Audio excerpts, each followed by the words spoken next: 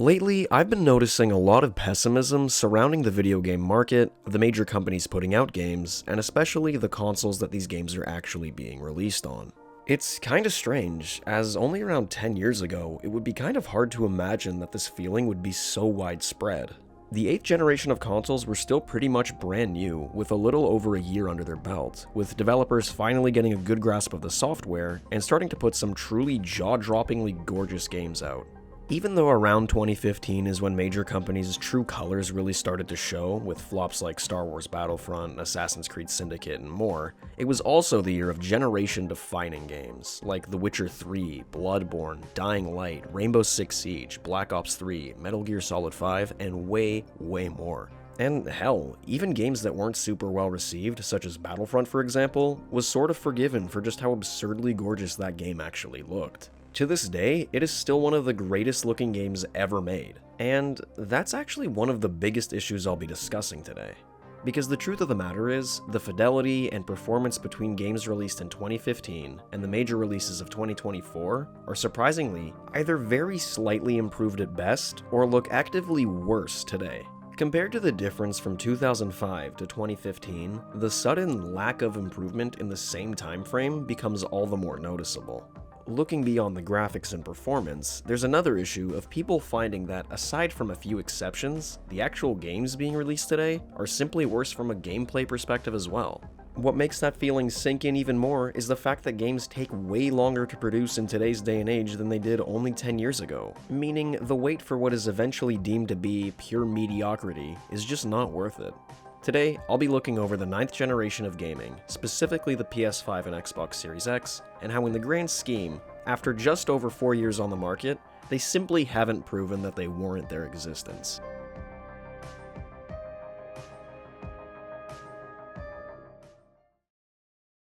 Hey, if you find that you're enjoying the video, please hit like, subscribe, and ring the bell. They're all free and they help me immensely. I'm trying to hit 30k subs by the end of the year, and with your help, I know I can do it. Thanks.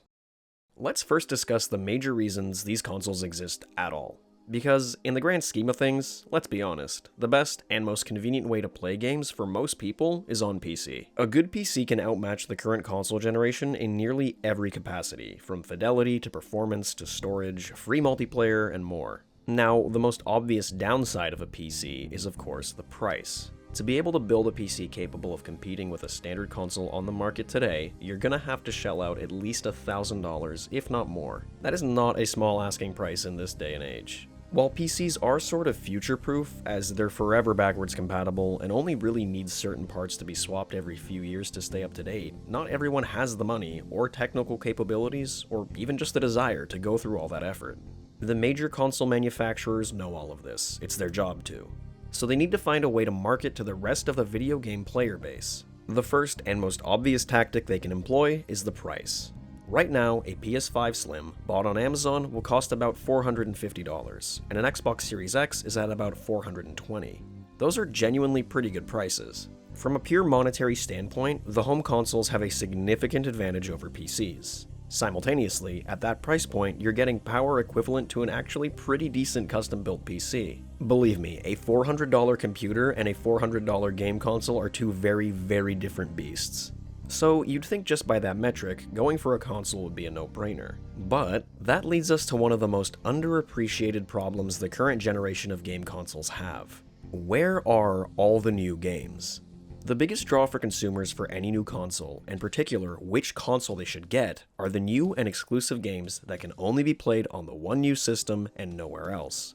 I don't know if you've noticed, however, but neither the Xbox nor the PS5 really have any exclusives they can call their own, even after almost half a decade on the shelves.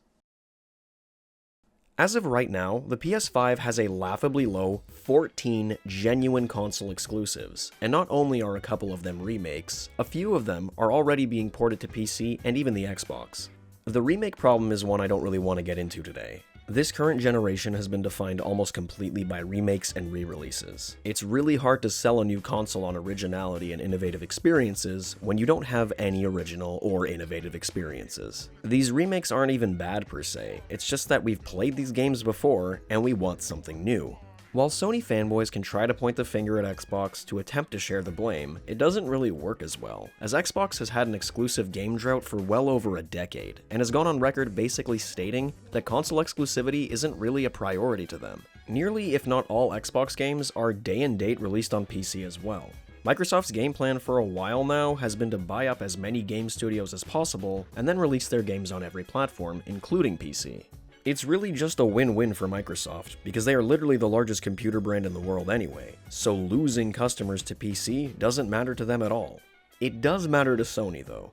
Every console from every major company is manufactured and sold at a loss, with the mindset that people will buy enough games that the money will quickly be made back in game sales. It's been that way for decades and will remain that way for years to come. But this business strategy is only viable if customers actually have games to buy. With so few actual console exclusives, a low price alone isn't enough to draw in customers, so what else can the current consoles offer to make up for when it comes to a lack of games? The biggest thing about every new console has always been the leap in graphics. For the longest time, this was the easiest and best metric for how much gaming and consoles had improved over time. The leaps every generation were so staggering, in fact, that most gamers can probably point out what system a game released on just from seeing the graphics from the game. However, when the tail end of the 8th generation was approaching, it came time to properly unveil the next gen of gaming. Only this time, the focus wasn't really on the graphics, instead being on load times and frame rate. These next consoles would be faster and could process faster. Load times would be slashed, and the games would run at 60 frames per second. Nice, those were genuinely some good improvements. The key word there, however, is some. Those things are great and all, but they don't really scream next generation to your average gamer. The reality is most console gamers are casual gamers, the kind who will buy a system, maybe 10 games for it in the 8 years it's on the market, and then move on to the next.